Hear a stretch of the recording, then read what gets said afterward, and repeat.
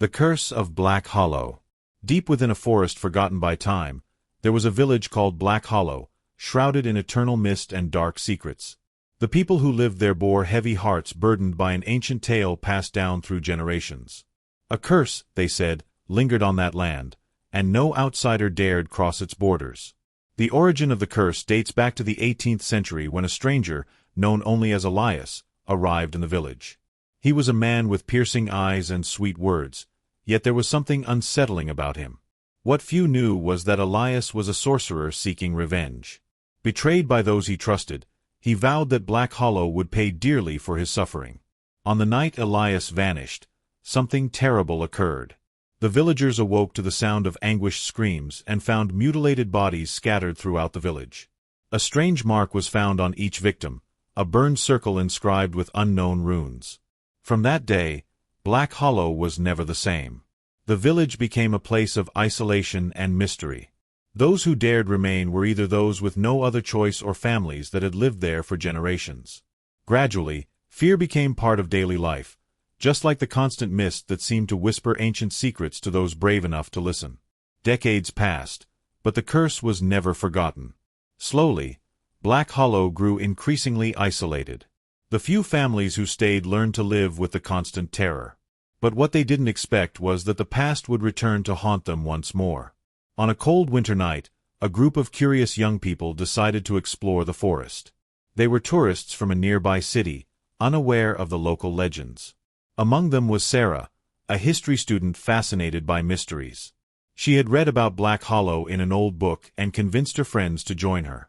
"It's just a story to scare children," said Daniel, laughing as they walked along the dark trail. However, as they ventured deeper into the forest, something changed. The air grew heavier, and the sounds of nature vanished. A feeling of being watched enveloped them. When they arrived at the village, they found abandoned houses and streets covered in a thick layer of dust. In the village center stood a stone statue of a man holding a book. Sarah immediately recognized Elias's visage. "It's him," she murmured, a chill running down her spine. While exploring the ruins, one of the friends, Lucas, found a locked basement. "Let's see what's in here," he suggested, forcing the entry. Inside, they discovered old documents and a diary belonging to Elias himself. Sarah read aloud. "Those who dare trespass on the soil of Black Hollow shall meet the same fate as my traitors." It didn't take long for the group to realize something was wrong. Footsteps echoed around them, even when they were alone. Daniel mysteriously disappeared, and despair consumed the others. While searching for him, Sarah found more records detailing dark rituals performed by Elias to summon malevolent entities. As the night wore on, the young people realized they had made a fatal mistake entering the village. Every shadow seemed to hide them, every sound seemed to announce them. A crow perched on Elias's statue, its gaze following them wherever they went.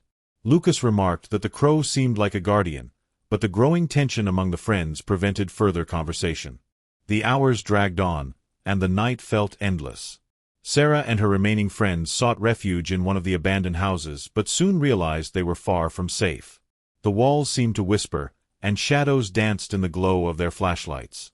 The tension was palpable, and fear turned every small sound into a harbinger of doom. "We need to leave now," insisted Carla, but the village's exit was blocked by a dense fog none of them could penetrate. Determined to understand what was happening, Sarah continued deciphering Elias's writings. She discovered that the sorcerer had sealed the village in a parallel dimension where his curse could thrive.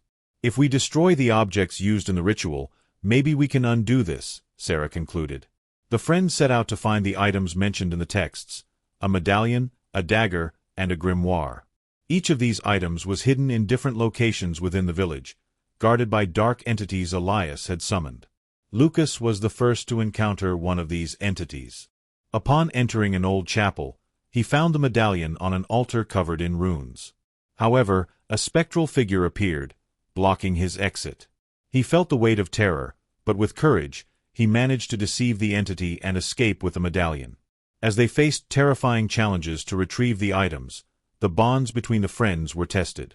Secrets were revealed, and tension grew. Carla confessed that she had always had dreams of Black Hollow, as if she were somehow connected to the village. Sarah realized their fates were intrinsically tied to the curse.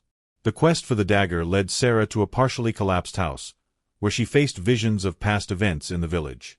The screams of former villagers echoed as she fought to maintain her sanity.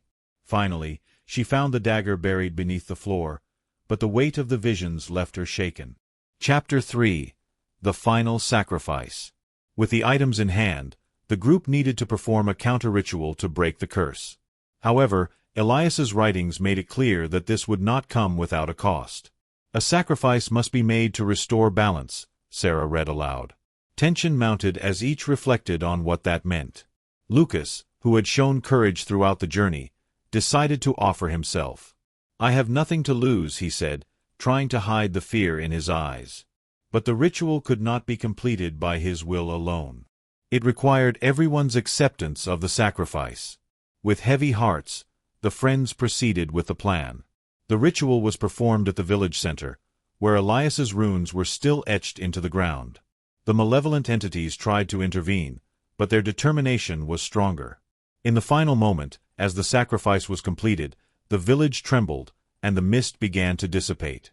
The souls trapped by the curse were freed, and Black Hollow returned to the real world.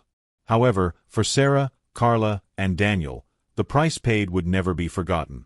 Back in the city, Sarah couldn't forget the horrors she had witnessed. She knew Elias had been defeated, but the darkness he brought still lingered somewhere. She dedicated her life to studying the occult, determined to ensure that nothing like Black Hollow would ever happen again. Carla disappeared shortly after returning, leaving only a note: "Black Hollow still lives in me." And the village? It remained in ruins, avoided by all, but the winds that blew through its deserted streets still carried whispers of a curse never truly forgotten. Circle of Shadows. Imagine a small town forgotten on the map, a place where time seems to stand still, where the main road, wide and deserted, is flanked by dark forests and houses that slowly crumble under the weight of decades. This town, called Pine Hollow, had a peculiarity that made it unique and, at the same time, fearful. Almost everyone who was born there, at some point in their lives, found themselves inexplicably tied to this piece of land. Something seemed invisibly secure there, like deep roots that intertwine, preventing anyone from escaping. The people did not know exactly what kept them in the town, but, somehow, everyone seemed to accept that something powerful tied them to Pine Hollow, like an invisible shadow that prevented them from escaping. It was autumn when David Collins arrived in town. The leaves fell in slow spirals along the deserted streets, with a light breeze that made them dance. The fog hung thick at dawn, and it seemed like it would never quite lift, as if the town itself were shrouded in a veil of mystery that could not be pierced. Inside an old mansion at the end of Main Street, a dim light flickered constantly in the attic window, like an unsettling sign, even though no one had lived there for decades. This mansion, which seemed abandoned to everyone, was immersed in a profound silence, but it also carried a secret. No one knew for sure what went on within its walls, and few dared to talk about it. David Collins was a writer who, after a series of mediocre novels, felt that his creativity had faded. He needed a quiet place, away from the distractions of the modern world, to find his creative voice again. Pine Hollow seemed to be the perfect refuge. The old mansion, for sale at a ridiculously low price, caught his eye. A real bargain, he thought, ignoring the worried looks and whispers of the locals who met him at the local market. Everyone seemed to have something to say, but nothing clear enough to make him stop. David moved in quickly, taking only a few books and his old gramophone for company. On his first night, while exploring the attic for more inspiration, he found a dusty box, forgotten under a pile of rags. Inside the box were old diaries of a girl named Evelyn, who had lived in the house during the 1920s. At first, the pages were nothing more than the banal accounts of a young woman from a small town, but as he read on, Evelyn's writings began to change. She began to report strange and disturbing events, sounds of footsteps echoing upstairs at night, laughter that seemed to come from empty spaces, and finally visions of a figure with black eyes that watched her from the dark corner of the room, night after night. David, intrigued by the young woman's writing, began to feel something very similar in his own experience. He began to hear footsteps that weren't there and felt an invisible presence constantly watching him, even when he was alone in the house.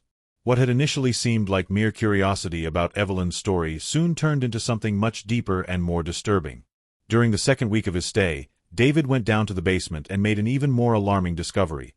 A mysterious symbol drawn on the floor, formed by a circle of salt.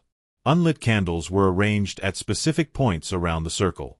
The symbol resembled one of the drawings Evelyn mentioned in her diary. She had spoken of the circle as an attempt at protection, a way to keep something bad away. But what that something really was, no one knew. David's curiosity soon turned into obsession. He began to delve deeper into the mansion's past and discovered something sinister.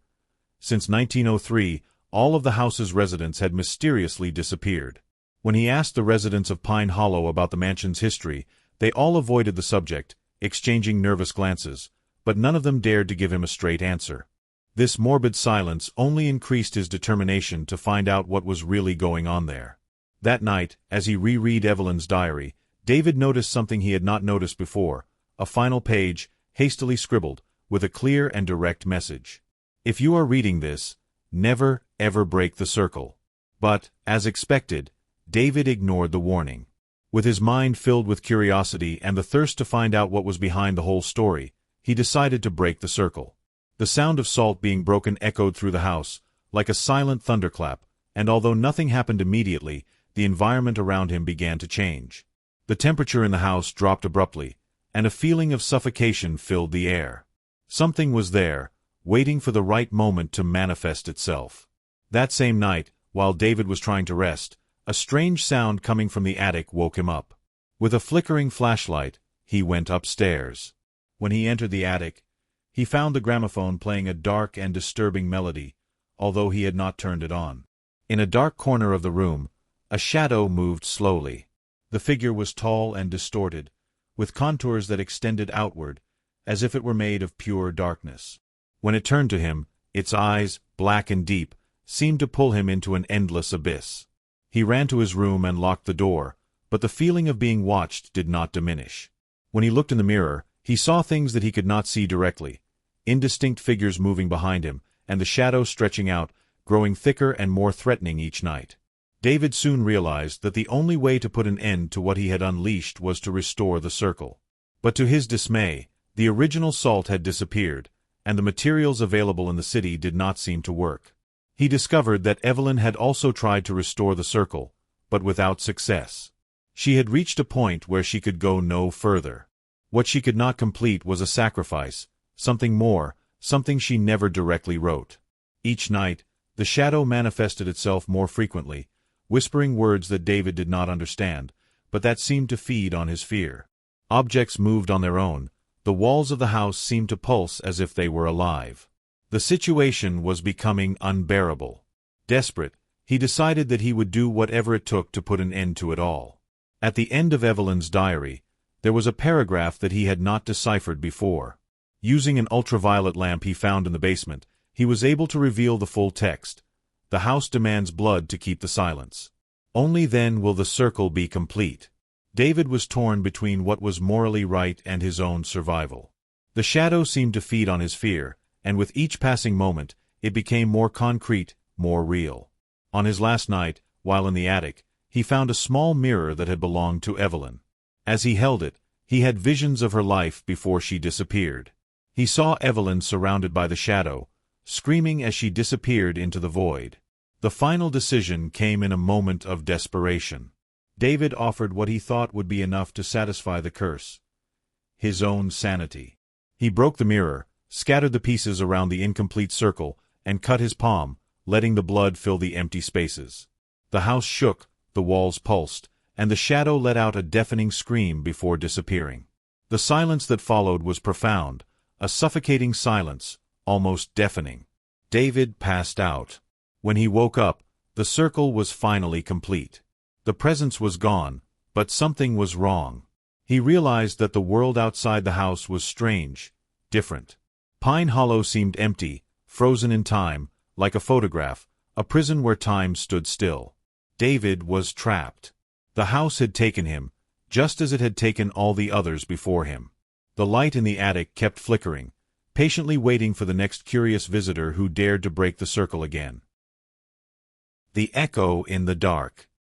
The rain fell incessantly that October night, drawing winding rivers through the fogged-up windows of Alyson's car. She drove slowly along the deserted road, her headlights barely illuminating the contours of the forest that stretched out on both sides. The sound of the rain hitting the roof of the car was a constant muffler, as if the world outside was trying to swallow up any trace of life. The voice of the GPS sounded mechanical and disinterested, guiding her along paths that seemed increasingly remote, further away from everything she knew. Alyson was there for a reason. Her passion for writing, for discovering forgotten mysteries, had led her to that dark and empty road. Documenting the interior of the famous Archangel House, an abandoned mansion shrouded in legend and tragedy, was the kind of story she was looking for. But as the car moved away from the last light of the city, a feeling of unease began to take hold of her. The road was getting more winding, the headlights reflecting only the emptiness of the surrounding vegetation. The city was behind, and ahead, only the unknown. "It's just an old house, nothing special," she muttered to herself, trying to stifle the nervousness that was throbbing in her mind. She tried to convince herself that the stories about Archangel House were nothing more than superstitions, exaggerations of the old generations. After all, she was an experienced journalist, used to uncovering the secrets of history. But something about Archangel House gave her the creeps. Maybe it was the stories of mysterious disappearances, or the many times locals swore they heard screams echoing from the house on stormy nights, stories told in low voices, as if the wind could carry their words to the wrong ears. Gradually, the trees became denser, and the road became narrower, as if the place itself was trying to swallow her. When the rusty iron gates appeared in front of her, marking the entrance to the property, Alyson felt a tightness in her chest. She parked the car with a soft rumble and, without hesitation, hurried out, covering her head with her coat. The wind, stronger here, made the trees dance in a strange way, and a shiver ran down her spine. The flashlight in her hand trembled, reflecting a dim light over the mud-covered path to the main entrance of the house. The tall, twisted trees formed grotesque shadows on the wet ground, as if they were watching her movements. The sound of the wind whistled through the branches, whispering words that Alyson could not understand. When she finally reached the front door, she realized the weight of the situation. The house was there, rising like a sleeping giant before her. Its broken windows seemed like empty, watchful eyes, watching her silently, as if they knew exactly who she was and what she had come to do. She hesitated for a moment, staring at what looked like a portal to another time, before pushing open the heavy wooden door. It creaked, as if protesting her presence, but eventually gave way. Inside, the air was thick, heavy with a musty smell mixed with something more bitter, perhaps rust or dried blood. Alyson turned on the flashlight, the dim light illuminating a large, decaying hall, with spiral staircases and chandeliers covered in cobwebs. The silence was absolute, but it didn't last long. Despite its decay, it was clear that the house had once been a place of luxury and opulence, the kind of mansion that told secrets, secrets that didn't want to be forgotten. She wasn't sure, but the heavy air seemed to have a life of its own inside, as if the house were still breathing. "Well, here we go," she said, trying to sound confident. She turned on the voice recorder and the camera, beginning to document what she saw. The wooden floor creaked beneath her feet, warped by the damp. The faded wallpaper, now stained with mold, revealed floral patterns that had once been vibrant, reminiscent of a time when this house had been teeming with life. "Now," she whispered softly, "silence and darkness rule." The words, however, seemed empty. Because there was something there, something she couldn't understand. Something beyond the silence. The sound, subtle, almost imperceptible, seemed to come from the air, as if the house itself were whispering ancient secrets. Each step Alyson took echoed off the walls, but somehow it seemed as if the footsteps weren't hers. She swallowed hard, trying to ignore the growing feeling that she wasn't alone. But the house was empty, wasn't it? Right. She entered a narrow hallway that stretched for meters, lined with closed doors. She decided to explore the rooms one by one, hoping to find something that would explain the legends. The first room was a library. The shelves were covered in dust, but they still housed old books, whose covers were cracked by time and humidity. As she ran her fingers over one of the volumes, a dry thud echoed through the room. Something had fallen to the floor. Alyson turned quickly, but there was nothing there except the book she had dropped. Her heart raced. There was no wind to knock anything over. She looked around, but the library was silent, in its decay, as if time had stopped there. Still, the feeling of being watched persisted. An uncomfortable sensation, a pressure in the air. She shook her head, trying to dispel the thoughts, and went to the next room. It was a dining room. The long oak table was covered by a dingy sheet. She reluctantly pulled the sheet away, revealing a full dinner service, as if someone had left in a hurry and left everything behind. The crystal glasses were intact, reflecting the light from her flashlight with an eerie glow. But a plate, sitting on the edge of the table, showed dark, dried stains that looked like blood. Alyssum stepped back, a shiver running down her spine. "Who leaves this behind?" she whispered, more to herself than to anyone else. The feeling that something had happened here, something she didn't want to find out, was overwhelming. Continuing her exploration, she found the next room. A child's room. The faded wallpaper displayed drawings of stars and moons, now faded by time and dirt. An old crib, placed in the center of the room, rocked slowly. Alyssum stopped, her eyes fixed on the crib. Something wasn't right. There was no wind inside the house, and the crib's frame, old and rusty, couldn't move on its own. She approached it cautiously, but the movement continued, gentle, as if an invisible hand were pushing it. The cold increased, and a shiver ran through her body. She stood there, frozen, as if she were watching a scene that should never have been witnessed. "It's just the old structure creaking," she told herself, but the words came out shakily, almost as if she didn't believe them. As she climbed to the second floor, fear began to solidify in her throat. What was she looking for? What was hiding there, waiting to be discovered? The master bedroom was in front of her. The door was ajar, and the air inside seemed thicker, more charged. She stepped inside. The closet was open, clothes still hanging in it, hastily piled together. In the corner of the room, a vanity table held a cracked mirror, the wood stained a dark shade. Alyssum walked over, studying her own reflection. But something was wrong. When she looked in the mirror, she had the feeling that something, or someone, was behind her. Something that shouldn't be there. Before she could turn around, something made her stop. A fleeting shadow, just a fraction of a second, but enough to make her heart stop. She couldn't breathe. There was no one there. But the feeling of danger was palpable. The house seemed to be pressing down on her shoulders, the air growing heavier and heavier, as if she were being enveloped by something greater, something immortal. Desperately, she went down to the basement. There, she found the true heart of the house. The cold stone floor and the icy atmosphere were completely different from the other rooms. In the center of the room, there was an altar, strange and gloomy. Melted candles and small bones, possibly from animals, were scattered across the floor. The smell of mold was mixed with something heavier, something she couldn't identify. The walls were covered in Latin inscriptions, which Alyssum couldn't understand, but which exuded a sense of terror, an evil presence that seemed to emanate from every word. As she turned to leave, the basement door closed with a bang. The noise echoed in her head. The flashlight flickered and went out. Alyssum was left in total darkness, hearing only the sound of her own rapid breathing. But she wasn't alone. Footsteps. Slow, methodical, echoing off the stone walls. She swallowed hard, feeling panic take over her body.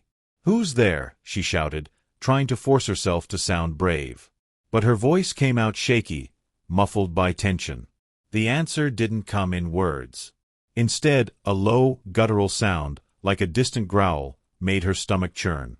She ran to get her cell phone, but when she tried to call 911, she realized there was no signal.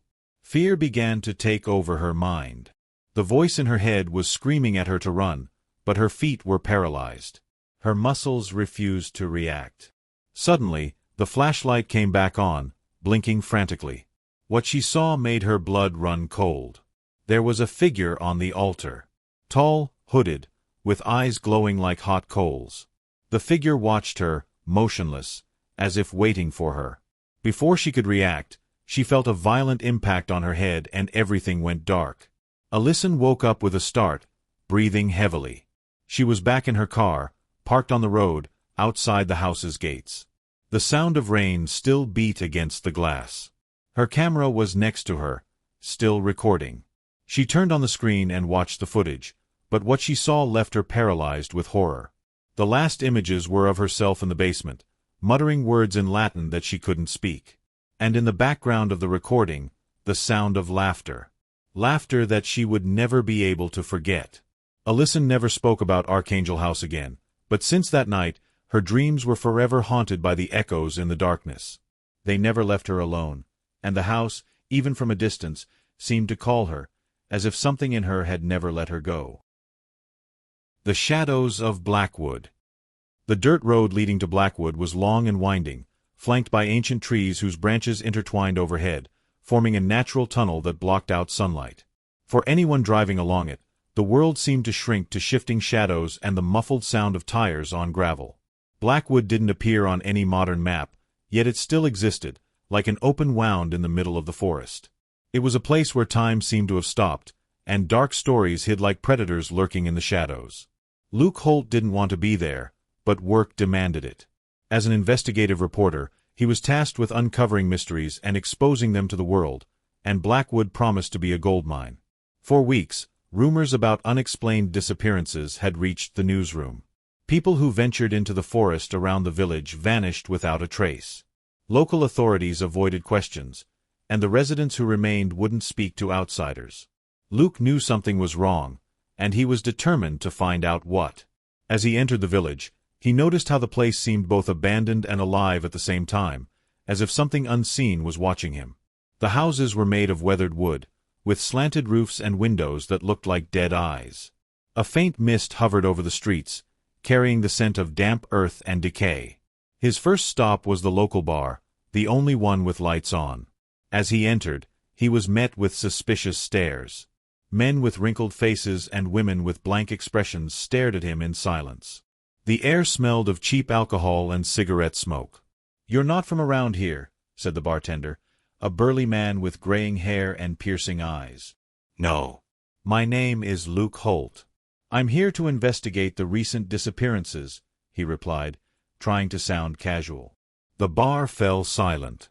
People averted their gaze, and a few stood up and left, as if something terrible was about to happen. "Listen," said the bartender, leaning over the counter. "If you know what's good for you, leave before sunset. There are things in Blackwood you don't want to know." Before Luke could respond, an old man at the corner table spoke, his voice raspy like breaking twigs. "They won't let you leave. The shadows don't forgive." That night, Luke stayed at the village's inn, a small and decrepit place. As he reviewed his notes, he realized something was off. There was a strange sound coming from outside, like something scratching against the wooden walls. When he opened the window, he saw nothing but the darkness of the forest, and for a moment, he was certain something was watching him from within the trees. Luke woke early, determined to explore the forest. He had heard about a clearing where, according to local legends, strange events occurred. With a backpack full of equipment and an audio recorder, he followed a narrow trail winding deep into the woods. The forest was oppressive. The trees seemed to close in around him, blocking out the sunlight. Each step made the silence heavier, as if the environment were swallowing him whole.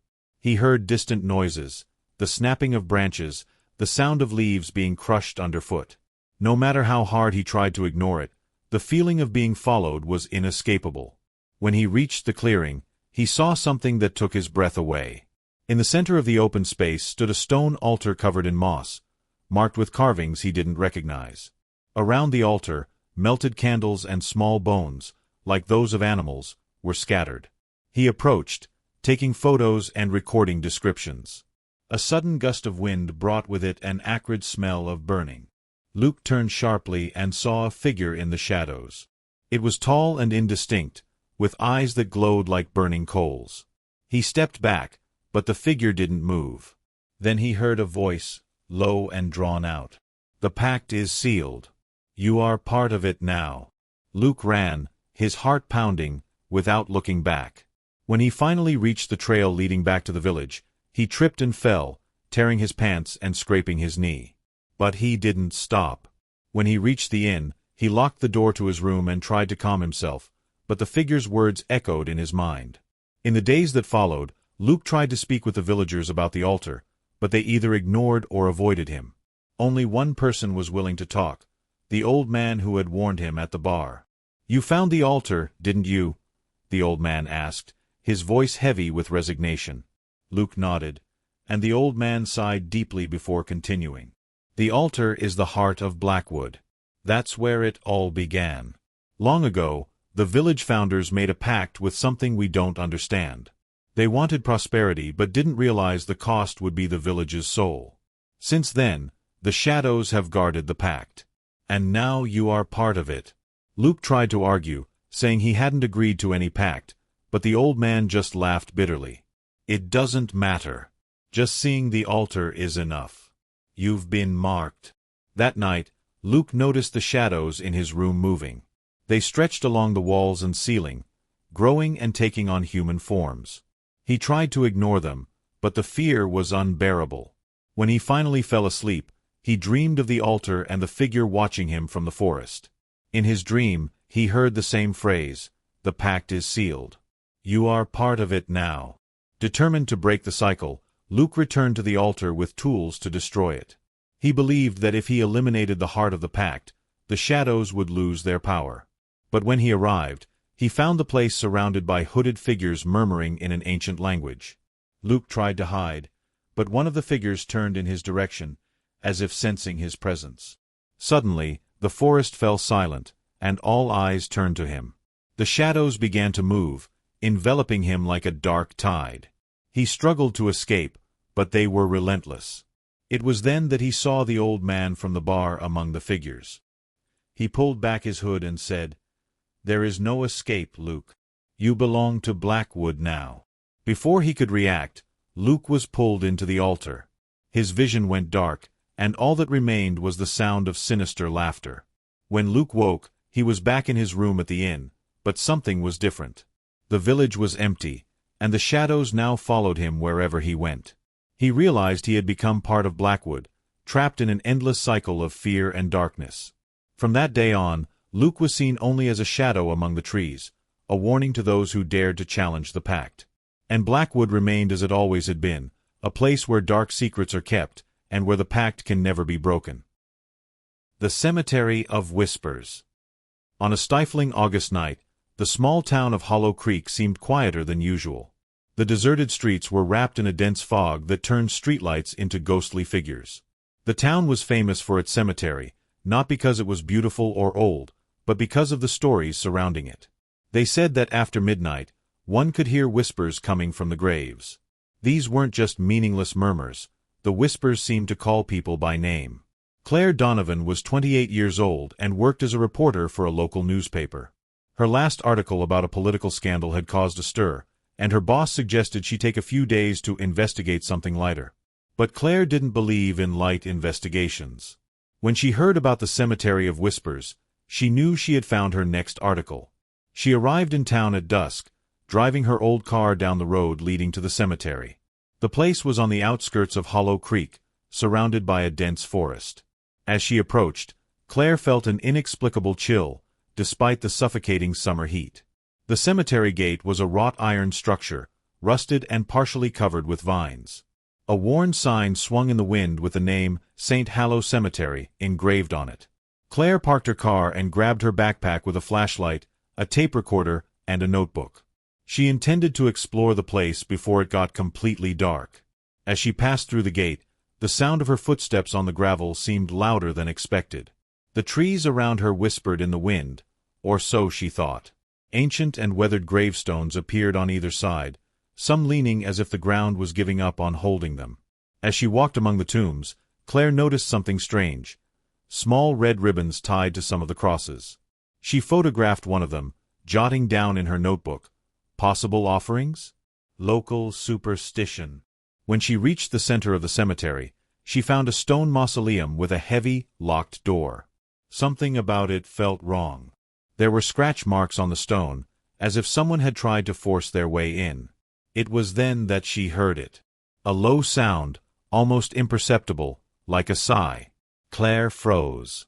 The sound turned into whispered words that seemed to come from all around her. "Claire, Claire." Her blood ran cold. She spun on her heels, pointing the flashlight into every corner, but there was nothing. No sign of movement, only the shadows swaying in the wind. Shivering, she decided it was time to head back to the car. But before she could take a step, the mausoleum door creaked and moved a few inches.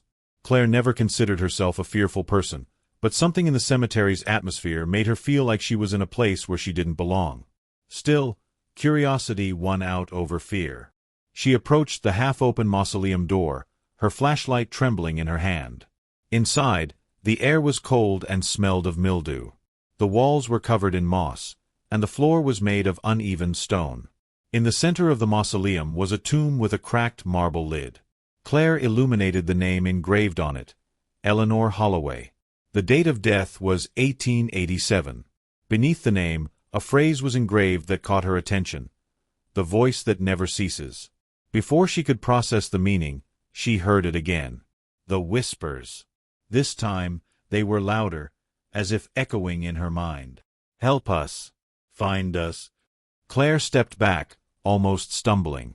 She pointed the flashlight around, but there was nothing. She grabbed her recorder and turned it on, hoping to capture the sounds, but the whispers stopped the instant the device began recording. Frustrated and terrified, she decided to leave the mausoleum. Back at the car, Claire realized her skin was cold and sticky with sweat. She decided to spend the night at the only inn in Hollow Creek and continue her investigation the next morning. While reviewing her notes in the inn's cramped room, the owner, an elderly man named Mr. Grayson, knocked on the door. "You went to the cemetery, didn't you?" he asked bluntly.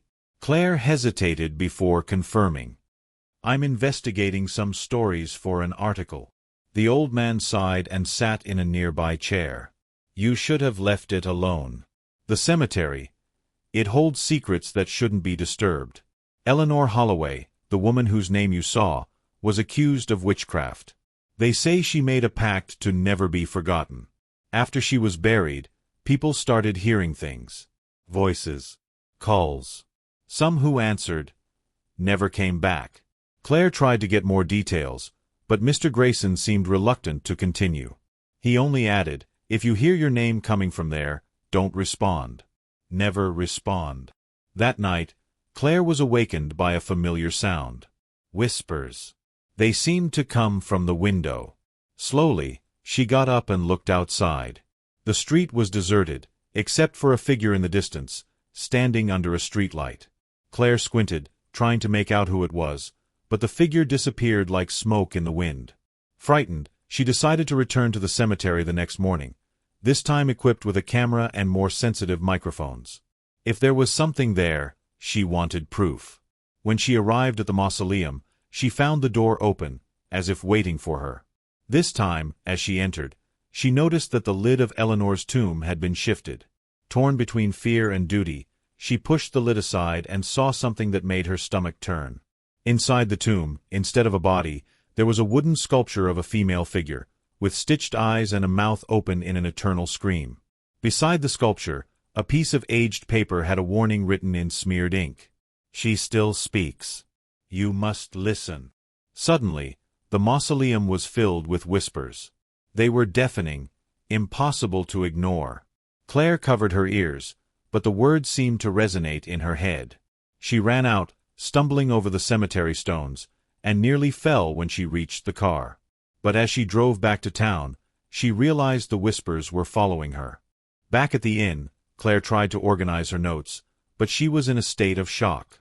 She couldn't stop hearing the whispers. They called her name, repeating it, and every time she tried to ignore them, they grew more persistent. Determined to understand what was happening, she researched the town's records at the local library. She found that Eleanor Holloway had been a healer, but the townspeople of the time believed she practiced black magic. When an epidemic hit Hollow Creek, the locals blamed her and condemned her to the stake. Before she died, Eleanor cursed the town, promising that her name would never be forgotten. Claire also found reports of other people who had heard the whispers. Some had disappeared, while others went mad. All of them had one thing in common. Once the whispers began, they never stopped. That night, Claire decided to confront the whispers. She returned to the cemetery, armed with a flashlight and the piece of paper she found in the tomb. She wanted to end it once and for all. When she reached the mausoleum, she found the altar lit by a supernatural light. The sculpture inside the tomb was standing, as if waiting for her. Claire gripped the paper tightly and began to recite the words written on it. The shadows inside the mausoleum stirred, forming twisted faces and figures that seemed to want to reach her. The whispers turned into screams, a cacophony that made her ears throb. Suddenly, one voice stood out from the others. It was feminine, soft, and yet terrifying. "Do you dare challenge my memory?" Claire responded with a trembling voice, "I want to understand. Why are you doing this?" Eleanor's figure appeared before her, transparent and floating. "They silenced me in death, but I found a way to continue. My name will never be erased. But you could be my heir. Accept my legacy, and the whispers will be yours." Claire hesitated. She knew that accepting would mean perpetuating the curse, but refusing could mean her own destruction. When she finally declined, Eleanor let out a scream that made the entire cemetery tremble. Shadows surrounded her, and everything went dark. When Claire woke up, she was alone in the cemetery. The whispers had ceased, but she knew she would never be free. Her mind was marked, and the voices of Hollow Creek would always follow her, even in silence. And so, the cemetery of whispers remained, waiting for its next victim. The Curse of the Empty Eyes. In the small town of Ashford, there was a legend that no one liked to mention out loud. Children learned early to avoid the old lighthouse on the rocky cliff, locally known as the Watcher. It was said that it was more than just an abandoned lighthouse. It was a cursed place, where something ancient and hungry waited, with eyes that never closed. That night, the storm seemed as though it wanted to swallow the town. The wind blew so fiercely that the windows trembled, and the rain fell as if it wanted to pierce the earth. It was in this chaos that Lauren, a high school teacher, received the call that would change her life. "Lauren, it's Peter. We found something strange near the lighthouse. You need to see this." Peter was an old college friend, now a policeman in the town. His voice was different, laden with something that sounded like fear. Lauren hesitated for a moment, but her curiosity won. Within minutes, she was driving toward the cliff, facing the wind and rain. Upon arriving, she found Peter and 2 other officers near the base of the lighthouse. Their flashlights illuminated something on the ground, a stone figure. The light from the flashlights reflected in its empty eyes, creating a disturbing feeling that it was being watched. "What is this?" asked Lauren, trying to hide her nervousness. "We don't know," Peter replied. "A fisherman found this thing early today. It was buried in the sand, right near the base of the lighthouse. The strange thing is, well, take a closer look." Lauren kneeled, approaching the figure. It was a representation of a man, but something was wrong. His eyes were dark, deep holes, as if they had been deliberately sculpted to appear empty. There was an inscription at the base of the sculpture, in a language Lauren didn't recognize. But even without understanding the words, she felt something. It was as if the letters were vibrating, sending a chill down her spine. "Do you think it's some kind of ancient art?" suggested Peter, but Lauren knew it wasn't that simple. There was something deeply wrong with the figure. "It's not just a sculpture," she said. "There's something here. Something alive." The officers laughed nervously, but none of them seemed willing to touch the figure again. Lauren took photos and promised to investigate. That night, she returned home with the unsettling feeling that those empty eyes were following her. The next morning, Lauren took the photos of the figure to a professor of archaeology at the local university, Dr. Marcus Hayes. He was known for his vast experience with ancient artifacts and folklore curses. "I've never seen anything like this," Marcus said, examining the images. "This inscription, it's not a known language. But I can tell you it's not something made to be beautiful. This was created to scare or warn." Lauren felt a knot in her stomach. That night, she had disturbing dreams. In the dream, she was in the lighthouse, but it wasn't the same as she knew it. The place was in ruins, the walls covered in blood, and in the center of the room was a figure. It was the same stone man, but now his eyes were filled with living darkness, pulsing as if they had a life of their own. She woke up sweating cold, and it was then she received the news. Peter was dead. According to the police report, he had gone to the lighthouse during the night. His body was found at the base of the stairs, his eyes wide with terror and scratch marks around his neck. But the strangest thing was that his eyes were white, as if they had been drained of life. Lauren knew it wasn't a coincidence. Something had started the moment that figure was unearthed. In the following days, the town was overtaken by a sense of paranoia. Other residents reported seeing dark figures near the lighthouse. Some heard whispers coming from the direction of the cliff, calling their names. Lauren tried to find connections between the reports, but the truth was more terrifying than she had imagined. While reviewing old local legends, she found references to a watcher. They said it was an ancient guardian, placed there to protect something that no one should see. But over the years, the lighthouse was abandoned, and the watcher became more than just a legend. He became real. Lauren decided that she needed to return to the lighthouse, but this time she brought Marcus and 2 other friends, all armed with flashlights and recording equipment. When they arrived, the place was shrouded in dense fog, making it nearly impossible to see more than a few meters.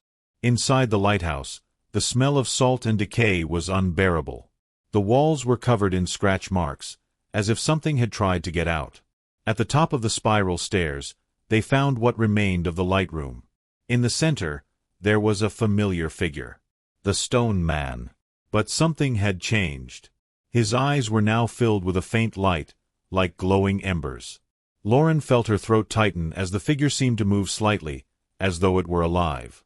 Suddenly, the door to the lighthouse slammed shut with a bang, and the room was filled with an ear-splitting sound, like a scream that was not human. The flashlights flickered, and the shadows around them seemed to come to life. Marcus tried to open the door, but it wouldn't budge. "He's watching us," Lauren whispered, her voice trembling. "The Watcher. He never sleeps." Trapped in the lighthouse, the group began to succumb to fear. The shadows moved like predators, slowly closing in. Marcus tried to decipher the inscription he had seen on the figure, believing it might be a way to seal the Watcher again. Meanwhile, one of Lauren's friends, Jake, began to act strangely. He stared fixedly at the stone figure, murmuring words no one understood. When Lauren tried to pull him away, he shoved her with a force that didn't seem human. "He chose me," Jake said, his eyes filled with a strange light. "I'm going to be the next Watcher." Before they could stop him, Jake ran toward the figure and touched it. Immediately, a scream echoed through the room, and the light in the sculpture's eyes vanished. Jake fell to the ground, motionless, his eyes now completely empty. Marcus finally managed to decipher the inscription. It was a spell, a warning, and a curse. Whoever looks at the Watcher must offer something in return. Lauren realized the terrible meaning of this. The figure wasn't just a sculpture. It was a prison, and they had released something that should never have been freed. With Jake dead and the Watcher unleashed, the group knew they didn't have much time. Marcus suggested they use the spell to try and contain the entity again, but it would require a sacrifice. Lauren volunteered, knowing that no one else would survive if they didn't act quickly. As Marcus recited the words of the spell, Lauren approached the stone figure. She felt an invisible force pulling her, as if the Watcher was drawing her into his empty eyes. She closed her eyes and placed her hands on the sculpture. The pain was instant and unbearable. She felt her consciousness being pulled into a dark abyss, but at the same time, she realized the spell was working. The shadows receded, and the room became silent. When Lauren opened her eyes, she was alone. The lighthouse was empty, and the stone figure had disappeared. But Lauren knew the truth.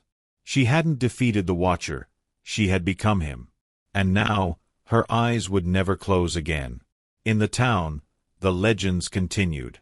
The lighthouse was abandoned again, but it is said that on stormy nights, a faint light can be seen in the tower, as if it is watching. And those who dare to approach hear a whisper calling their names.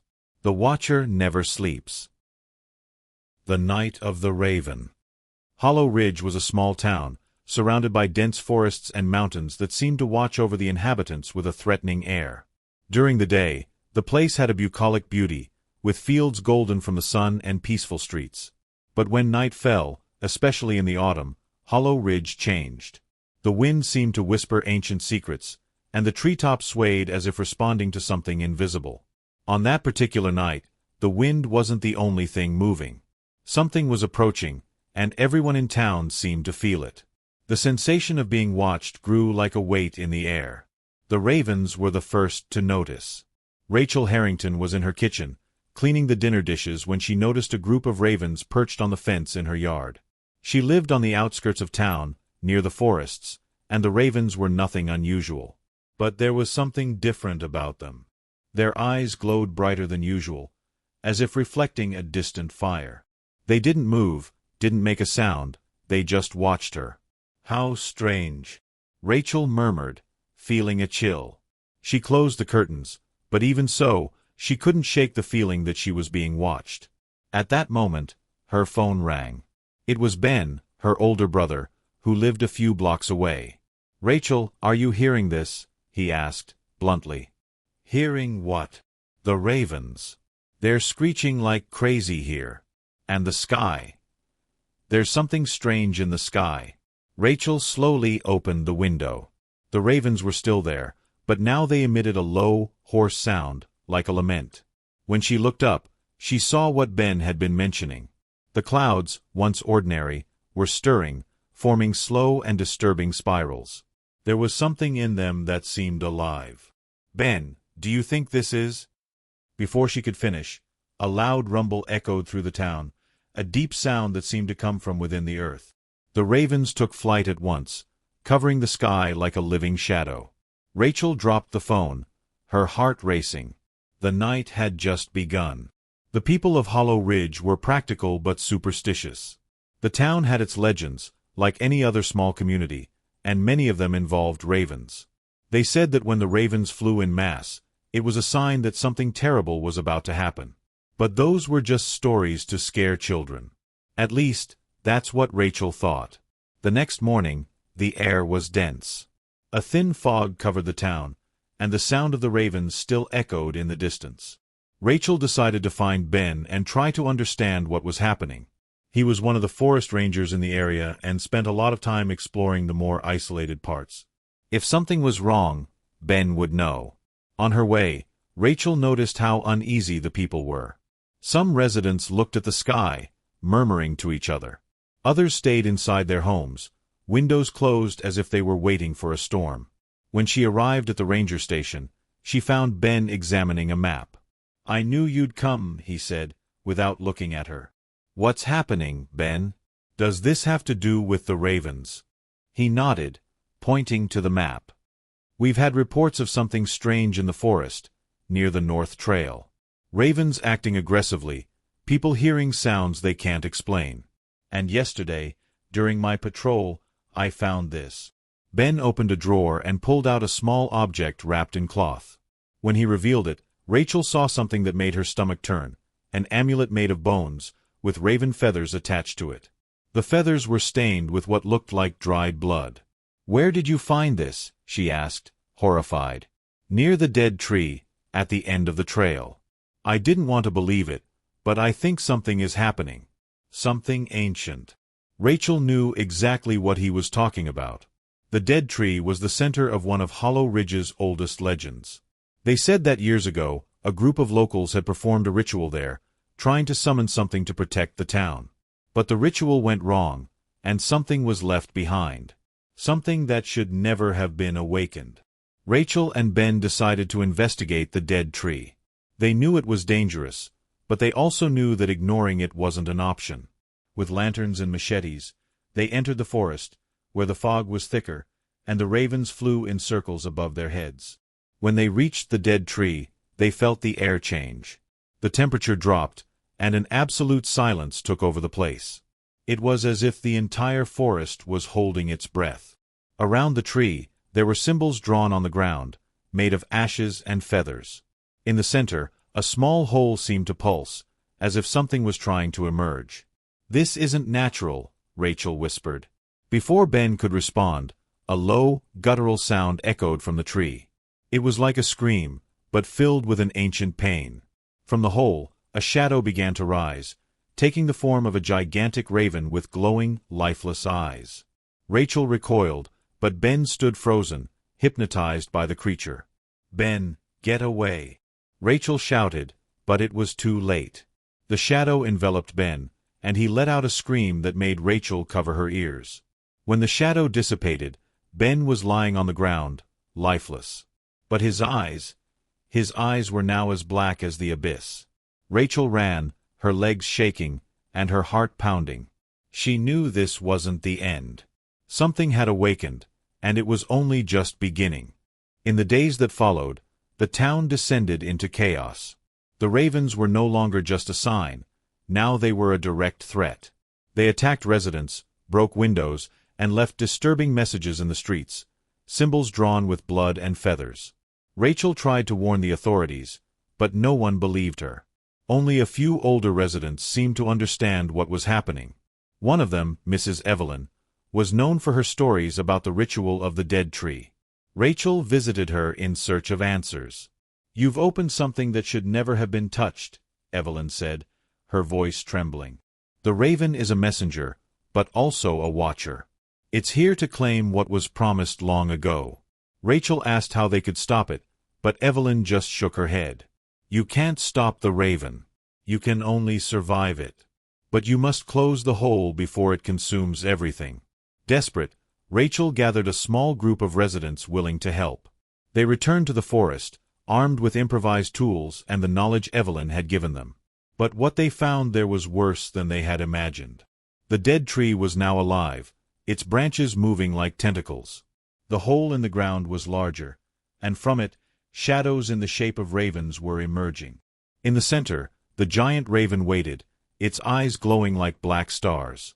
"We have to close it," Rachel yelled, but every movement was a challenge.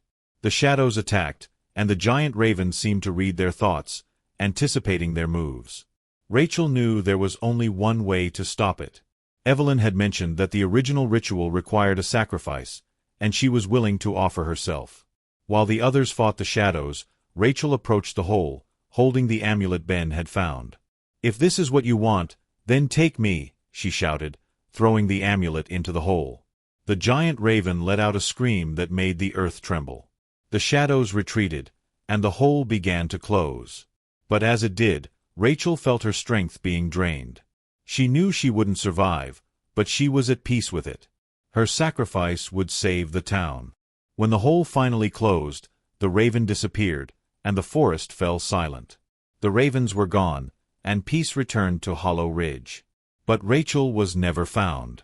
The surviving residents told her story as one of a hero who faced the shadows.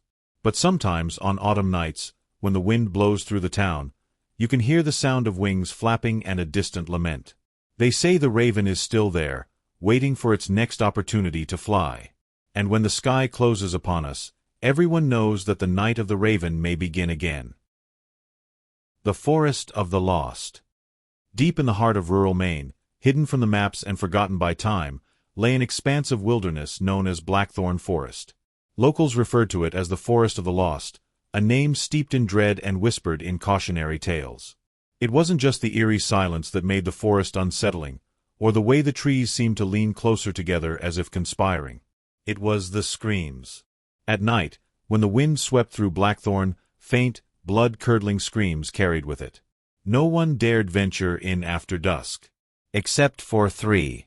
Clara Mathers, a journalist with an itch for the unexplained, was determined to uncover the truth behind Blackthorn's sinister reputation. Stories of hunters vanishing, hikers never returning, and strange, mutilated animal carcasses found at its borders were too enticing for her to ignore. Her companions on this venture were Tom, her childhood friend and an amateur survivalist, and Ben, a skeptical photographer with a knack for breaking tension with dry humor. "It's just wind," Ben said as they parked at the forest's edge, unloading their gear.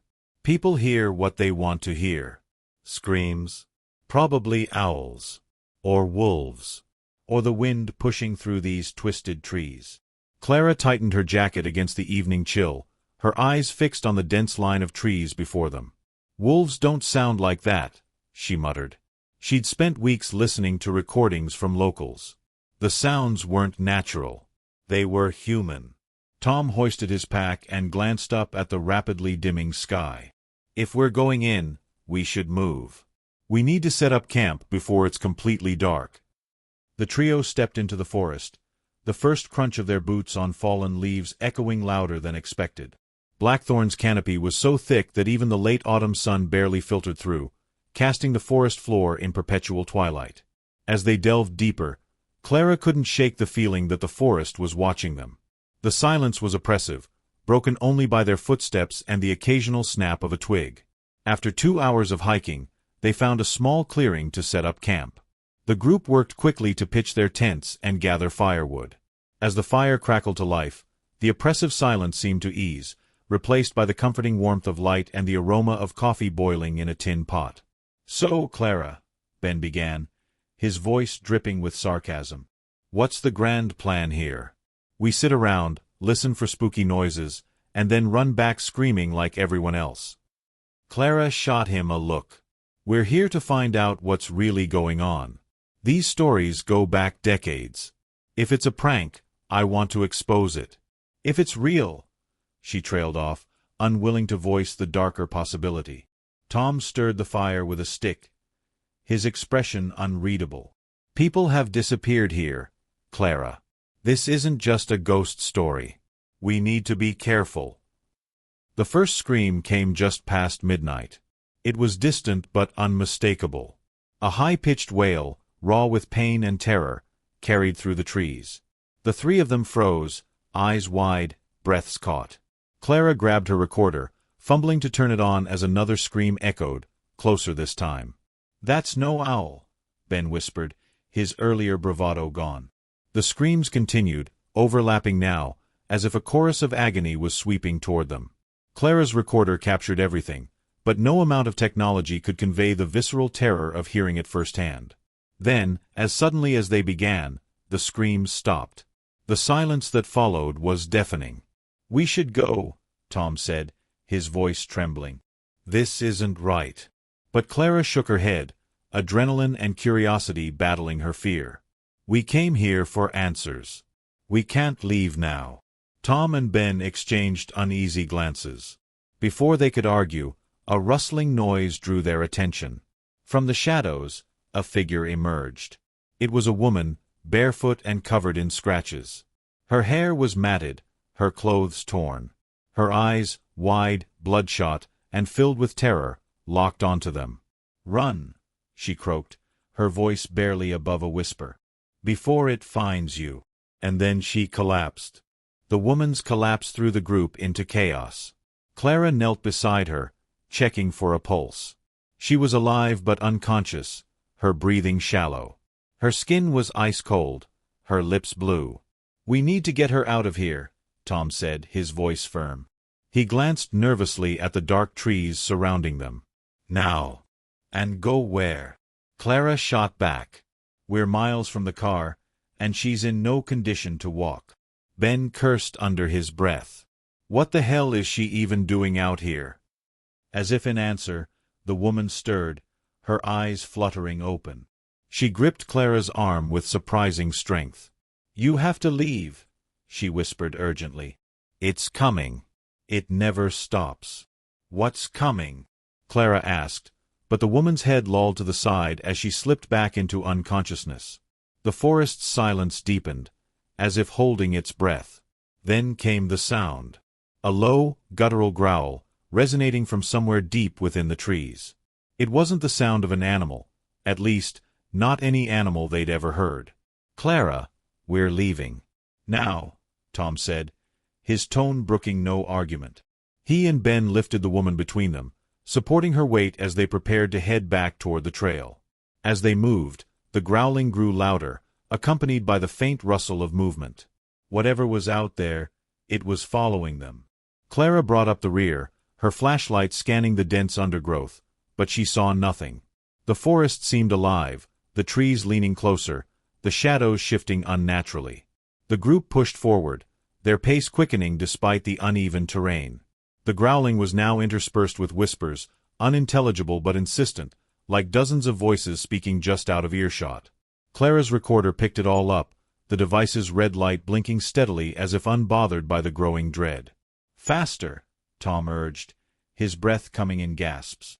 But the whispers grew louder, the forest closing in around them. And then, as they reached a bend in the trail, they saw it.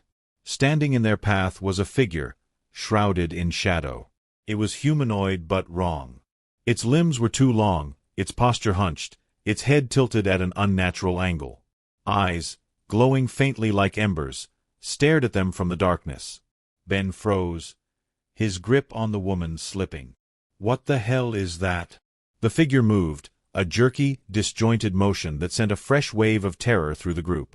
It stepped closer, its breath visible in the cold air. And then it screamed. The sound was like nothing Clara had ever heard. It was agony and rage, layered with voices that seemed to echo from every direction. The woman in their arms stirred, her eyes snapping open. "Don't look at it!"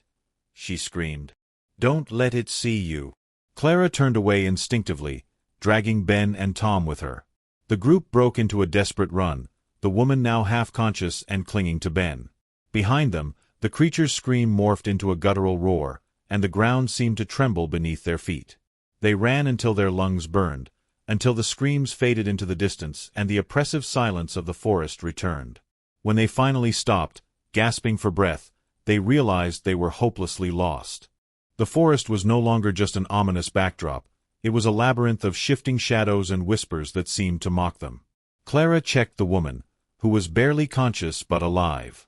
Tom and Ben exchanged grim looks as they tried to get their bearings, but the dense trees and perpetual twilight made it impossible to discern where they had come from.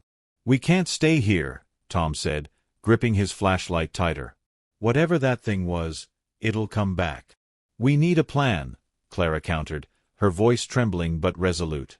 She turned to Ben. "What about the recorder? Maybe it caught something we can use." Ben nodded and rewound the device. As the group huddled together, the recorded audio played back the screams, the growls, and, to their horror, a voice that none of them had heard at the time. "You should have stayed away," it whispered, distorted but unmistakably human. "Now you belong to the forest." As the eerie recording ended, Clara's grip tightened on the recorder, her mind racing. They weren't just being followed, they were being hunted.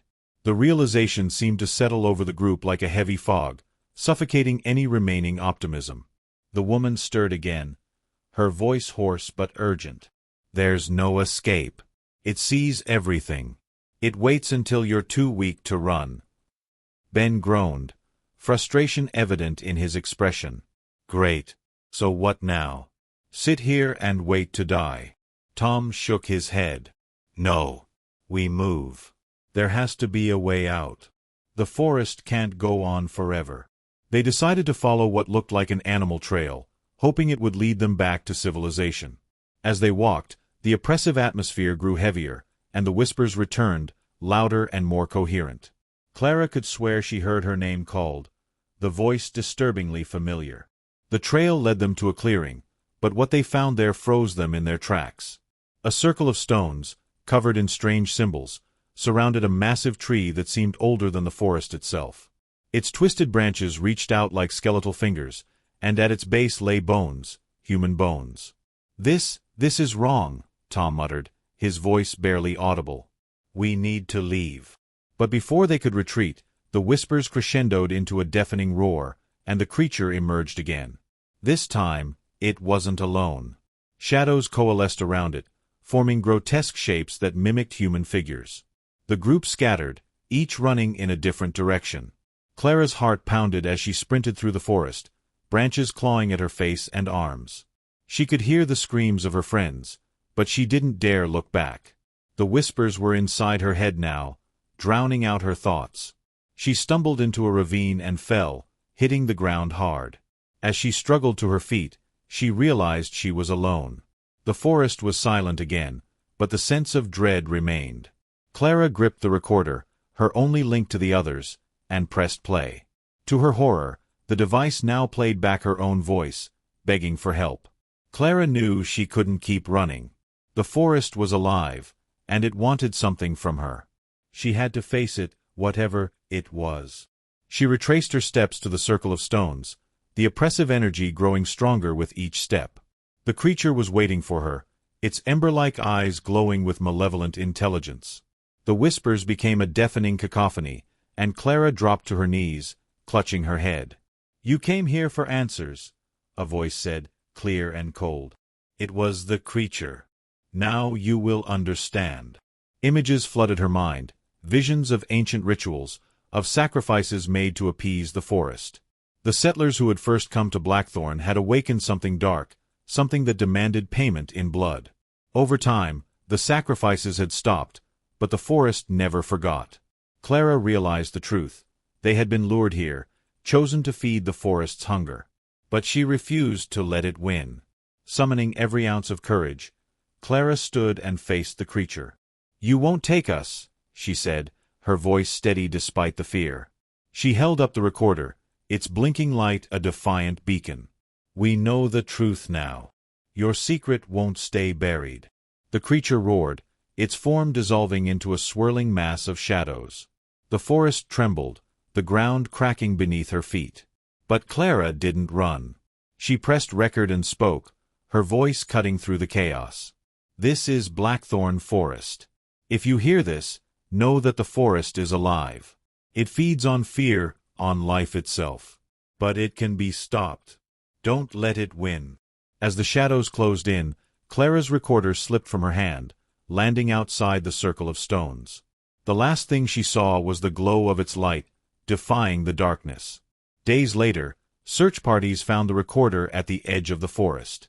Of Clara, Tom, Ben, and the woman, there was no sign.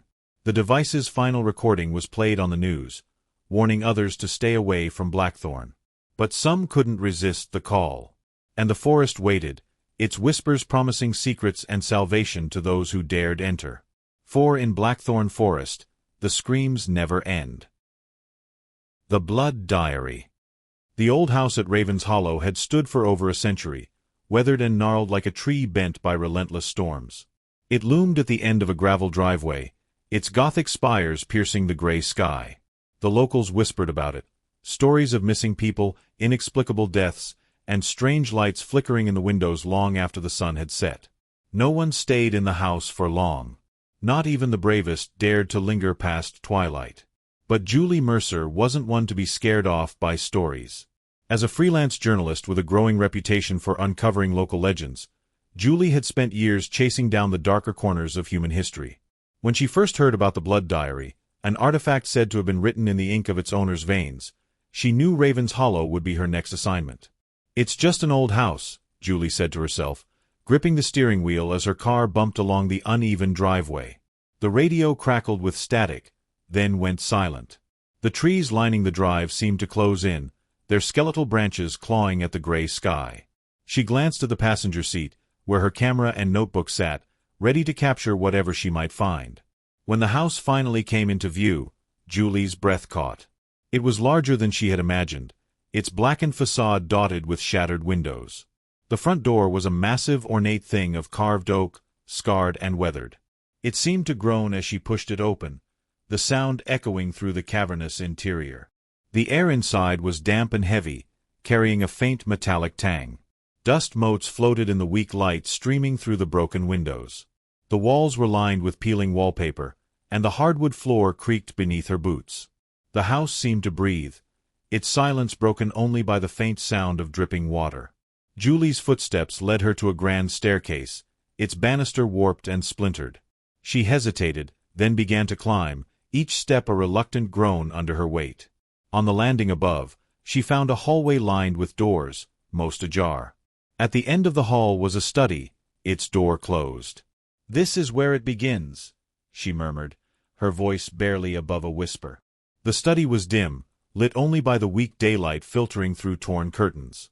A massive oak desk dominated the room, its surface cluttered with yellowed papers and a brass candlestick. But it was the diary that drew her attention. It sat in the center of the desk, bound in cracked leather the color of dried blood. Julie's hand trembled as she reached for it. The moment her fingers brushed the cover, a chill shot up her arm, and the room seemed to darken. She hesitated, then opened the diary. The first page was blank, save for a single line scrawled in jagged handwriting. "To write here is to give yourself to the house." Julie frowned, her journalist instincts kicking in. She flipped the page and found more writing, paragraphs that seemed to crawl across the paper in a language she didn't recognize. And then, on the final page, a fresh line of text appeared before her eyes, as if written by an invisible hand. "You are not alone." The words bled into the paper like fresh ink, and Julie dropped the diary, stumbling back. A cold wind rushed through the room, slamming the door shut and extinguishing the feeble daylight. For a moment, the room was plunged into darkness, and Julie swore she heard the faint sound of whispering, a cacophony of voices overlapping in a language she couldn't understand. She grabbed her camera and snapped a photo, the flash illuminating the study for a brief second. When the light faded, she saw it, a shadow in the corner, tall and impossibly thin, with glowing red eyes that fixed on her. Julie's heart raced as she fumbled for the door handle, yanking it open and running down the hallway. Behind her, the whispering grew louder, more insistent. When she finally burst out of the house, the whispers stopped, replaced by the oppressive silence of the forest. Julie leaned against her car, gasping for breath. She clutched the camera like a lifeline, her mind racing. She had come to Raven's Hollow for a story, but now she realized she might not be the one telling it. Julie spent the night in a nearby motel, the weight of her encounter pressing on her like a lead blanket. She reviewed the photos she had taken, but the camera only captured the empty room. No shadow. No red eyes. Only the faint outline of the diary on the desk. Determined not to let her fear get the better of her, Julie returned to the house the next morning, armed with more equipment. Motion sensors, digital recorders, and a thermal camera. She set up her gear methodically, trying to ignore the creeping sensation that she was being watched. The house was different in daylight, though no less unsettling. The whispers were gone, replaced by the occasional creak of settling wood and the distant rustle of leaves. Julie's exploration led her to the basement, a space she had avoided the day before. The air grew colder as she descended, the smell of damp earth and mildew growing stronger. At the bottom of the stairs, she found a cellar lined with shelves of rotting wood. Jars of unidentifiable substances sat in neat rows, their contents long since decayed. In the center of the room was a stone table, stained with dark splotches that could have been wine or blood. Julie set up her thermal camera, aiming it at the table. She activated the motion sensors, then placed a digital recorder nearby. As she turned to leave, she noticed something on the wall, a series of scratches, faint but deliberate. They formed a pattern, a crude depiction of a human figure with its arms raised. A shiver ran down her spine, but she shook it off and returned upstairs.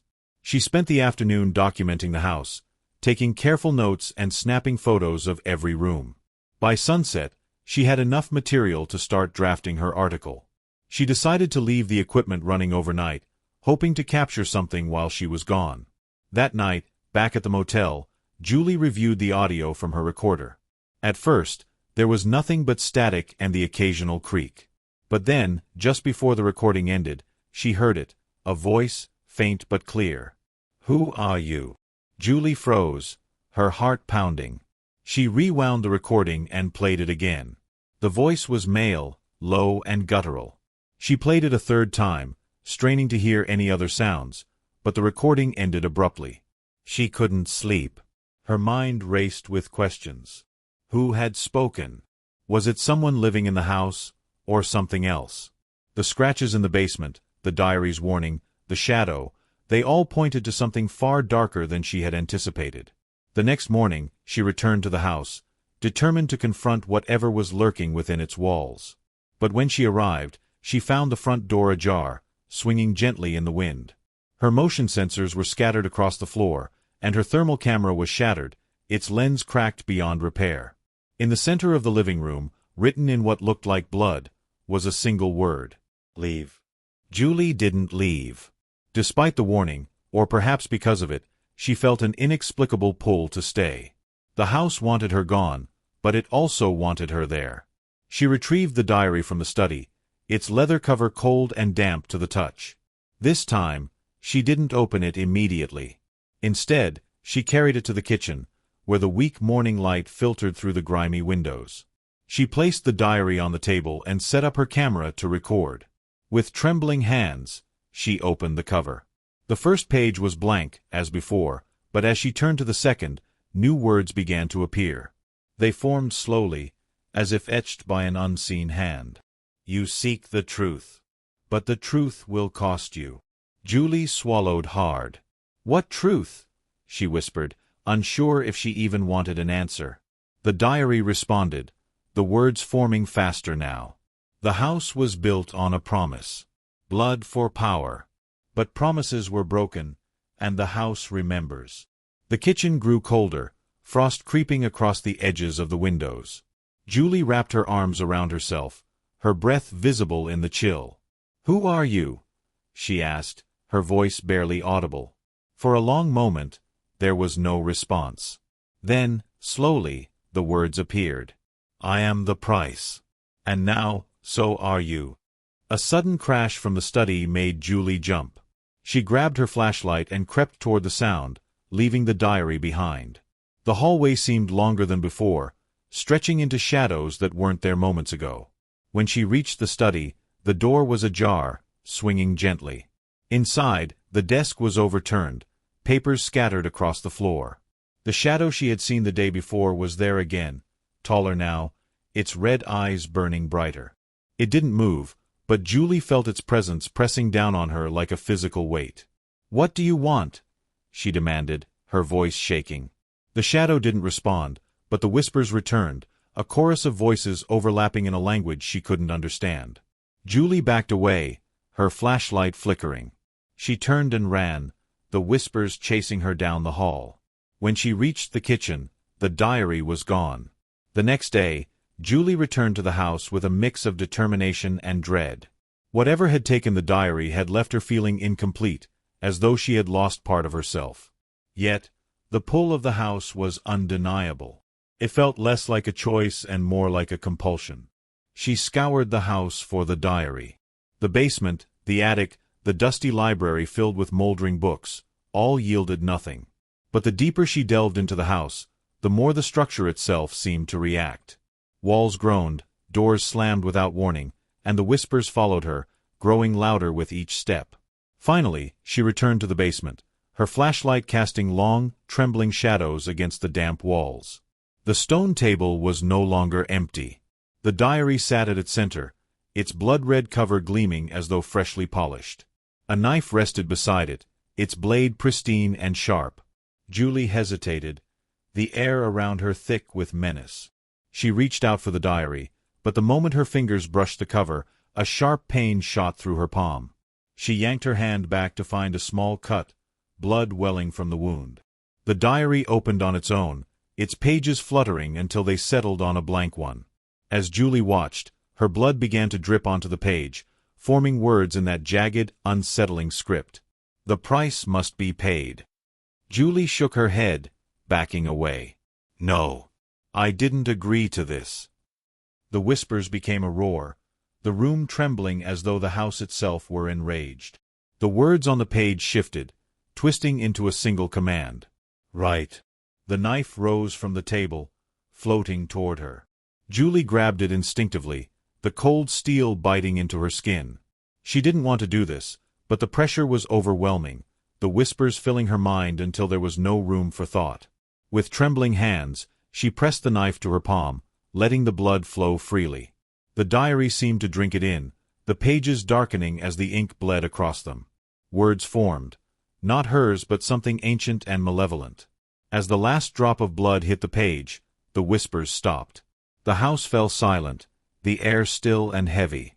Julie staggered back, her vision swimming. She collapsed to the floor, the diary snapping shut with a finality that echoed through the basement. Julie awoke to darkness. The flashlight had died, leaving her alone in the oppressive blackness of the basement. Her body felt weak, as though the house had drained something vital from her. She climbed the stairs, each step an effort. The house was quiet now, eerily so. The once oppressive whispers were gone, replaced by a silence that felt heavier than any sound. When she reached the kitchen, she found the diary waiting for her on the table, its leather cover pristine. The sight of it filled her with dread, but also a strange sense of relief. The compulsion to leave had faded. The house no longer felt hostile, though the air still carried an undercurrent of unease. Julie packed her things and left Ravens Hollow that day. She didn't look back, but she couldn't shake the feeling that the house was watching her, its presence lingering in her mind. When she reviewed her notes and recordings later, she found nothing. The photos were blank, the audio filled with static. It was as though the house had erased itself from her equipment, leaving only the memories etched into her mind. But the diary came with her. No matter where she hid it, it always reappeared, waiting for her to open it again. And every night, as she tried to sleep, she could hear the faintest whisper. The price is never paid in full. The Forbidden Circle.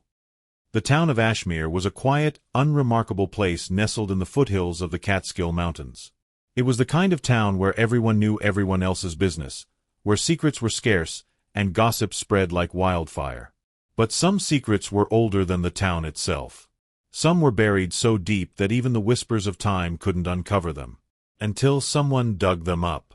It was a chilly October evening when 5 high school friends decided to meet at the old Langston Library on the edge of town. The library had been abandoned for decades, its Gothic spires casting long shadows over the overgrown gardens. To most, it was a place to avoid, a relic of another time. But for Mark, Jenna, Alex, Rachel, and Chloe, it was the perfect place for a bit of adventure. Mark pushed open the creaking double doors, the sound echoing through the cavernous interior. Dust motes floated in the weak beams of moonlight that seeped through the broken stained glass windows. The air smelled of mildew and rotting wood. "This place is creepy as hell," Jenna muttered, pulling her jacket tighter around her. "That's the point," Mark said with a grin, his flashlight cutting through the darkness. "We're here to find something cool. Maybe some old books or, I don't know, treasure." "Treasure?" Alex snorted. "In a library? Maybe we'll find some ancient comic books."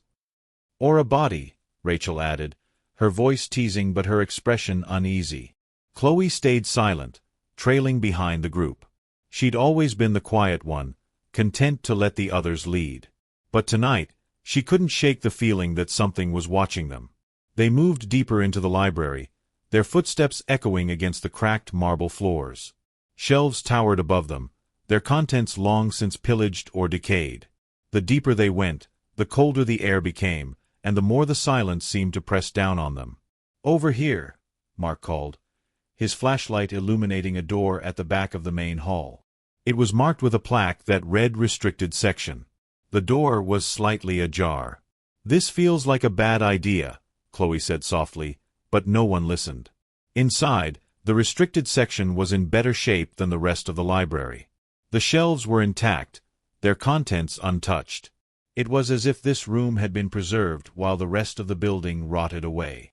In the center of the room was a pedestal, and on it sat a large, leather-bound book. "No way," Alex whispered, stepping closer. "That's like something out of a movie." "What does it say?" Jenna asked, peering over Alex's shoulder.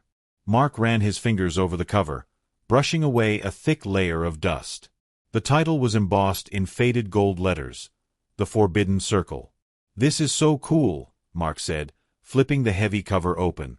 The pages were yellowed and brittle, covered in intricate handwriting and strange symbols.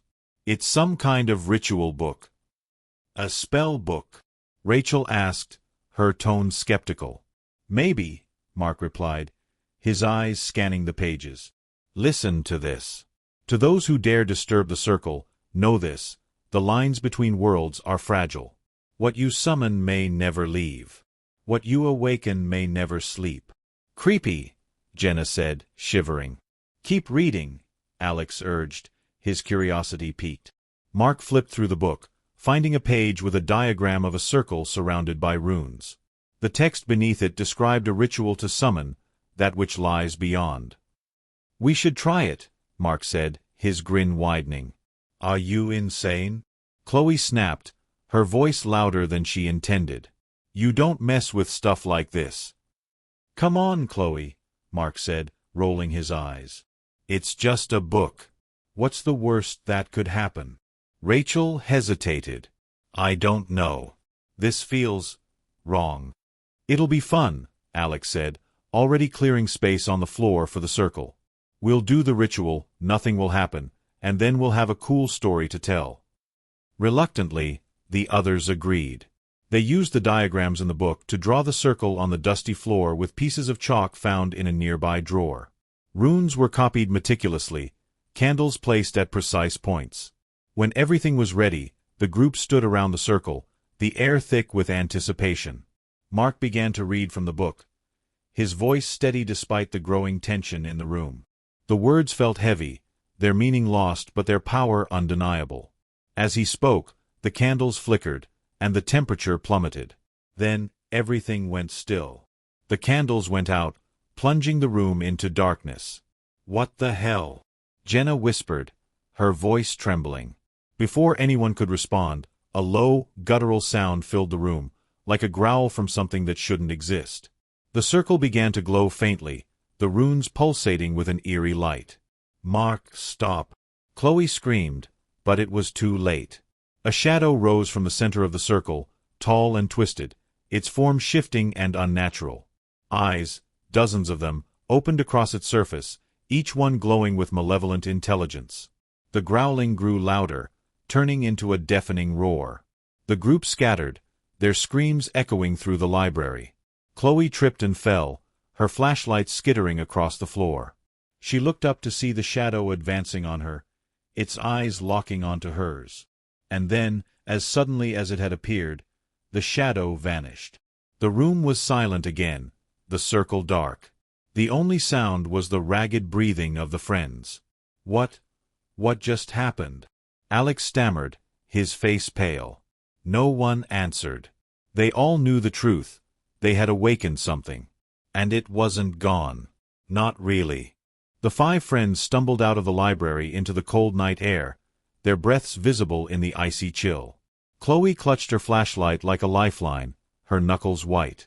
None of them spoke as they made their way back to the main road, the oppressive silence following them like a shadow. It was Jenna who broke the quiet. We have to tell someone," she stammered, her voice trembling. "Whatever that thing was, we can't just pretend it didn't happen." "And tell them what?" Mark snapped. "That we read from some old book and conjured a monster? They'll think we're crazy." "Maybe we are," Chloe muttered, her voice barely audible. Alex shook his head. "Look, nothing's chasing us, okay? It's over. We'll just forget about it." But they couldn't forget. That night, each of them dreamed of the shadow. They saw its shifting form, its countless eyes, and heard the low, guttural growl that echoed through their minds.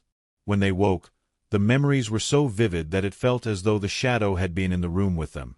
Chloe was the first to notice the signs. She was brushing her teeth the next morning when she saw it, a faint symbol etched into the skin of her wrist. It was one of the runes from the book, an intricate design that seemed to glow faintly under the bathroom light.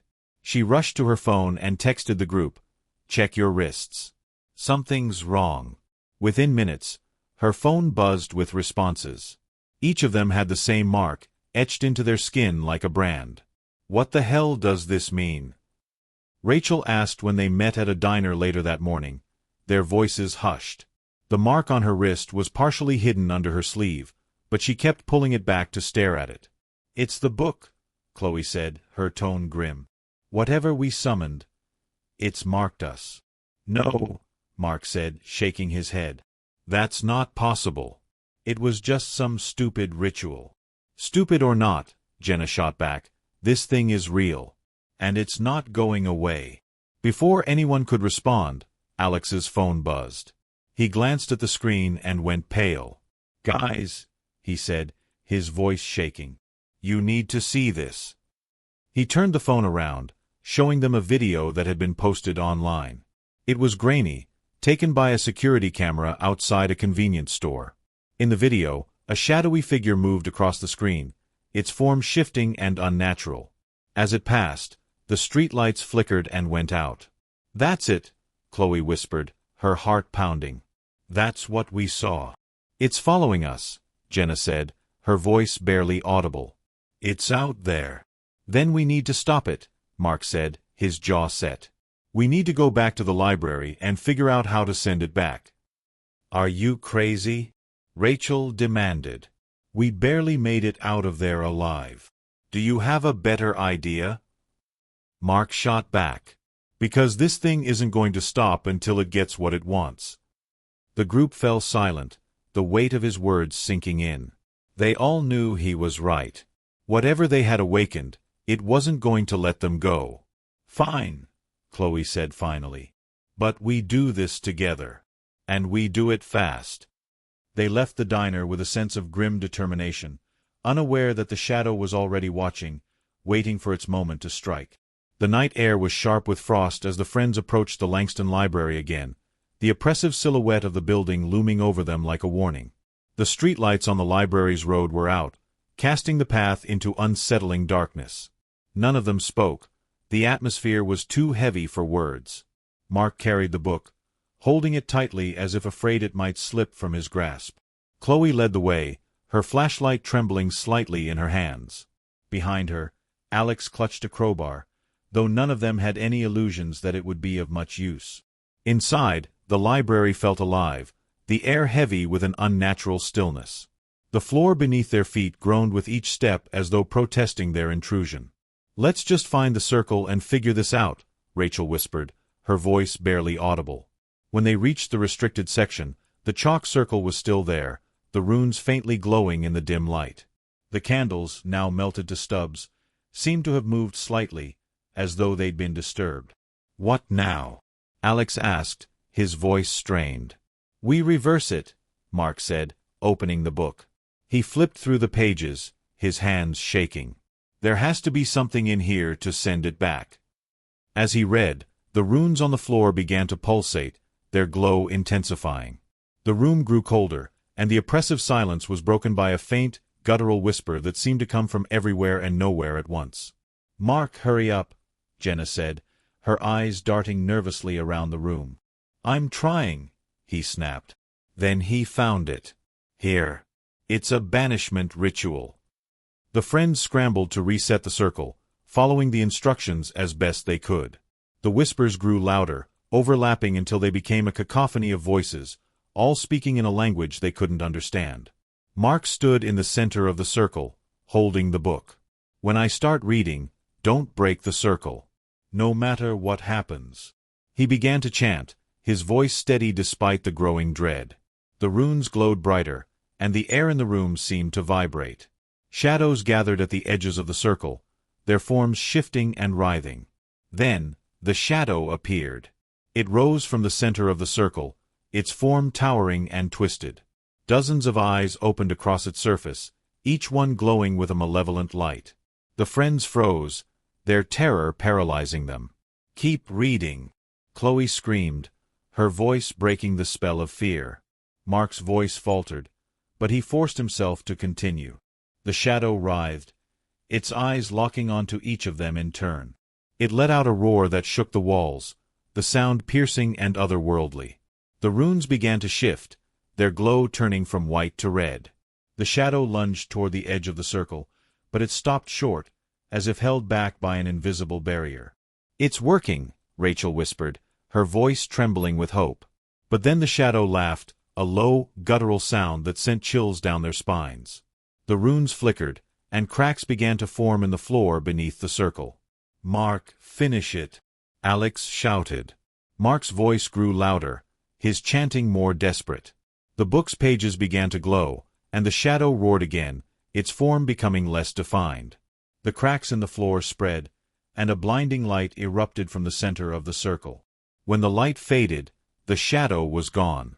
The room was silent, the air heavy with exhaustion and relief. "Did it work?" Jenna asked, her voice barely above a whisper. Mark nodded, his hands trembling as he closed the book. "It's over." Or so they thought. The relief that washed over the group as they exited the library was fleeting. The cool night air did little to calm their racing hearts. Shadows from the moonlight seemed darker, more deliberate, as if they reached for the five friends. Alex was the first to speak. That thing," he stammered, breaking the silence. "It's gone, right? It's over." Mark's fingers tightened around the book as though gripping it harder would affirm his belief. "I read the entire ritual," he replied. "It's gone. It has to be." But even Mark didn't believe his own words. The oppressive silence of the night had a weight to it, pressing against their eardrums, making the simplest sound, leaves rustling or a distant cricket, unbearably loud. Then they heard it. A low, rhythmic hum vibrated beneath their feet. It started faint but grew, a pulsating frequency that felt like it came from the earth itself. "Do you feel that?" Rachel whispered, her voice trembling as she planted her hand on the ground. The soil beneath her palms seemed to move, almost breathing. "It's coming from the library," Chloe said. Her voice was barely audible over the sound. Before they could respond, a crackling noise erupted behind them. They turned to see the library's foundation splitting, jagged lines illuminated by a dull red glow. The hum intensified, evolving into a guttural vibration that made the earth quake. The building, once dormant, seemed alive. "We have to leave," Chloe said, panic rising in her tone. "Now!" The ground buckled beneath their feet, forcing them to run. As they reached the road, the cracks expanded, devouring the library's structure. It collapsed inward, bricks and wood spiraling into a blinding vortex of red light. The sight froze them all in place. "What the hell is happening?" Jenna shrieked. Mark clutched the book to his chest, his knuckles white. This wasn't part of the ritual. The banishment should have closed the gate. "What gate?" Chloe demanded, grabbing his arm. "What did you open?" Mark hesitated, swallowing the lump in his throat. It wasn't just a summoning. The circle, it was a doorway. The vortex slowed, the light dimming until the library's remains were swallowed by an unnatural void. The ground sealed itself, leaving no trace of the building that once stood. But the hum remained, a distant pulse beneath their feet. Rachel backed away, her face pale. "This is bigger than us. We need help. Real help." "From who?" Alex countered. "The cops? Scientists? Priests? They'd think we're insane." "We opened it," Mark said, his voice low but resolute. "We're the only ones who can close it." "You don't even know how," Chloe yelled. "You didn't understand half the book. What if this thing is beyond us?" Mark didn't reply. He didn't have to. The faint red glow returning to the horizon spoke for him. Whatever they had summoned wasn't gone. It was spreading. By the time they made it back to Chloe's house, exhaustion had set in. The house, nestled in the outskirts of Ashmere, felt safer than the open roads. But the illusion of safety didn't last long. Inside, Chloe locked every door and drew the curtains. Her hands shook as she leaned against the kitchen counter. "We need to destroy that book." Mark looked up sharply. "Destroy it?" "No. The answers are in here. We can fix this." "Fix it?" Jenna snapped. "You don't even know what this is. You didn't banish that thing. You gave it a way out." As they argued, Alex moved to the window, peeking out into the dark expanse of Chloe's backyard. He froze. "Guys," he said, his voice barely above a whisper. "I think it's here." They crowded around the window. At first, the backyard appeared empty, just a stretch of grass fading into the tree-line. Then they saw it, a faint red mist, curling like tendrils, seeping from the forest. "It's spreading," Rachel said, her voice trembling. The mist thickened, twisting into shapes, faces, arms, mouths, all writhing and blending into one another. Then came the sound. The same guttural hum from the library, but louder, angrier. It reverberated through the walls, shaking picture frames and rattling the windows. "It's drawn to the book," Chloe realized. "Mark, it's coming for you." "No," he whispered, clutching the leather-bound tome tighter. "It wants all of us. We're marked." The glow outside intensified, the mist pressing against the windows as though testing their strength. Shadows moved within the mist, humanoid but twisted, their forms flickering like dying flames. The group scrambled to the living room, blocking the doors with furniture. Mark flipped through the book frantically, muttering to himself. "What are you looking for?" Alex demanded. "Anything. Another ritual. Something to stop it." "You're going to read from it again?" Chloe shouted. "You saw what happened last time. We don't have a choice." Mark snapped. "Do you want to sit here and wait for that thing to tear us apart?" The mist seeped through the cracks in the windows, curling along the floor. Jenna screamed, climbing onto the couch as the red tendrils reached for her. Rachel grabbed a fire poker from the fireplace, swiping at the mist, but it moved as though alive, dodging the blows. Mark found a page. "Here!" he shouted. This might seal the circle." "Might," Chloe yelled. "What happens if it doesn't?" "We're dead anyway," Mark retorted. He knelt in the center of the living room, using a piece of chalk to draw another circle on the floor. The runes were sloppier than before, but there was no time for precision. The mist thickened, forming solid shapes, clawed hands, hollow faces, reaching for them. Mark began to read. The ancient words rolled off his tongue, the book's text burning in his mind as though the pages were alive. The circle glowed faintly, its light growing brighter with each word. The mist recoiled, shrieking, as if the sound itself burned it. The shapes within the mist lunged toward Mark, their claws slicing through the air. Alex and Rachel jumped in, swiping at the creatures with improvised weapons, buying Mark precious seconds. Chloe and Jenna huddled together, their screams muffled by the deafening roar of the mist. Finally, Mark shouted the last word. The circle erupted in blinding light, a shock wave ripping through the house. The mist howled, its forms dissolving as the light consumed it. Then, silence. When the light faded, the mist was gone. The house was still. The group lay scattered, coughing and trembling. Mark dropped the book, its cover charred, the runes on its pages burned into his memory. "Is it over?" Jenna whispered, tears streaming down her face.